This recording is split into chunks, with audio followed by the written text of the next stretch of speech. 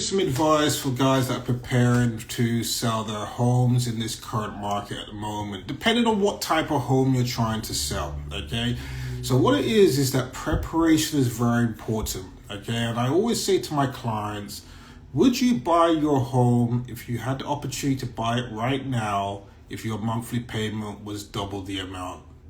So that's how I start the conversation, explaining to individuals that you have to understand when you're selling a home, it's a completely different mindset towards buying, okay?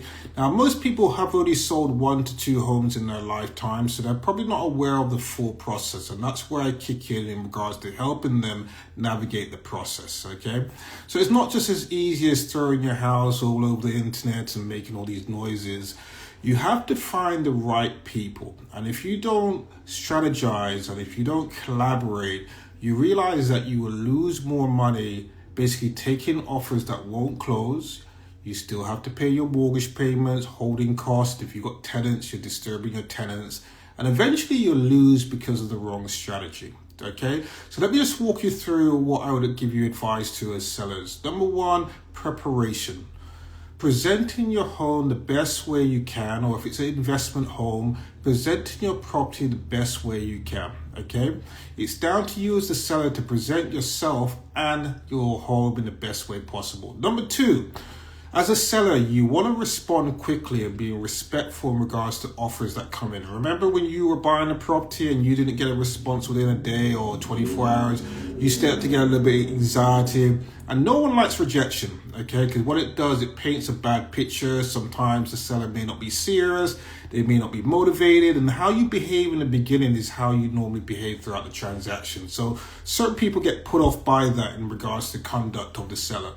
Number 3, you want to always make sure that you give as much information as possible up front. The person that has the most information up front are the people that are going to win, okay? So that is something that is very critical in regards to making sure that you provide your listing agent everything you possibly can to help the other side make your opportunity more attractive, okay? Now, the next thing is in regards to energy, okay? I say to my clients that you have to have the right energy, motivation, positivity going into this thing, okay? Because selling a home is just not just selling a home, okay? And depending on what's going on in the current climate, you have to be positive. Any form of negativity that seeps in or any form of negative thoughts will happen to you if you put it out there. So you have to understand positivity is 100%.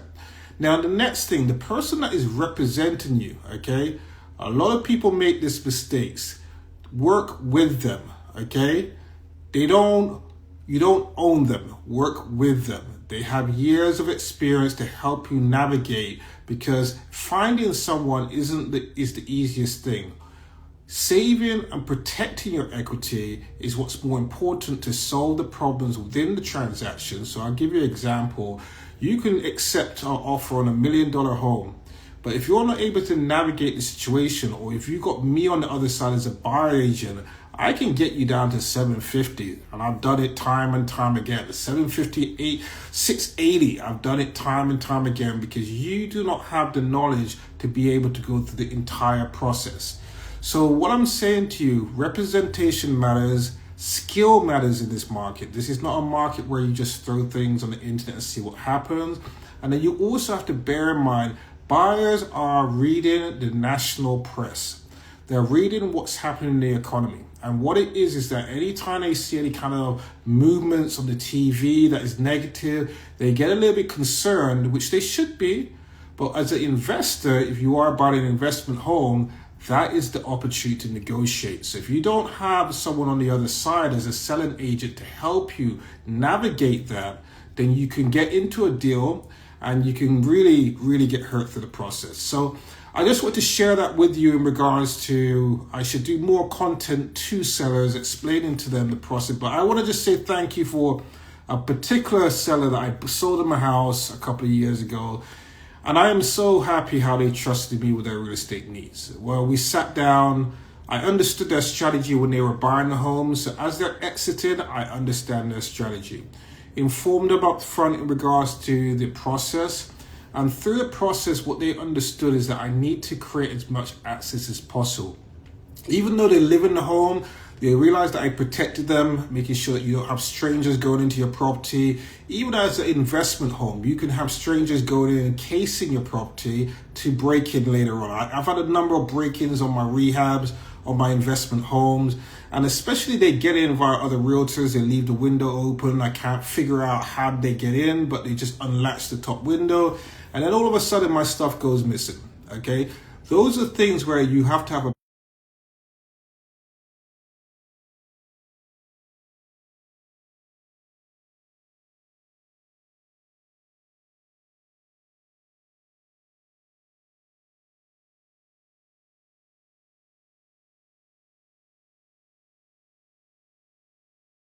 your mechanic to do open heart surgery.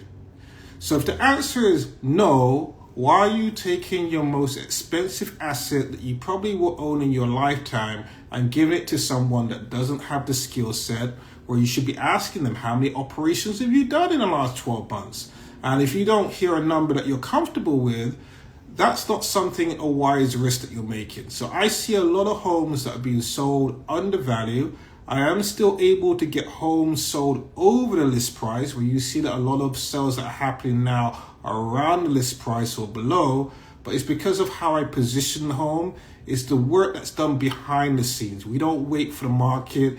We don't depend on the market. We create comments. We keep engaged with our clients for years. We're teaching, we're coaching. So that's where I say to people that it's important that you make sure that you're working with the right people that understand that they can perform in any market. It doesn't matter what the situation is. So I hope that helps. So if you do have any questions, feel free to reach out. I thought I'd just give that information in regards to the current climate.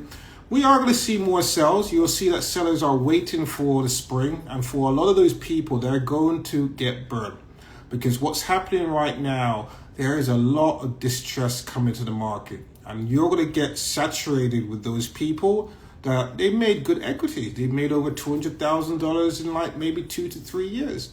So you're going to see the comps in different situations where when they're in a distress situation, they may have to sell lower.